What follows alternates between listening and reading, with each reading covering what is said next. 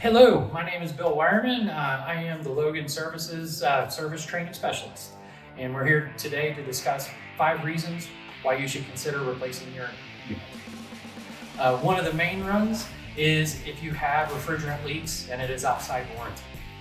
Number 2 would be a big repair on the unit, especially if it's outside warranty. Once again, we're talking about a very big expense to get a little bit more out. Number 3, it could be due to critter damage. If they start tearing things up and causing excessive damage, those are not covered under any warranty. Number 4 is if you're not happy with the performance, considering time to replace it to a much more efficient and maybe multi-stage unit. Number 5 is maybe it's just the old refrigerant. R-22 was a refrigerant many years ago.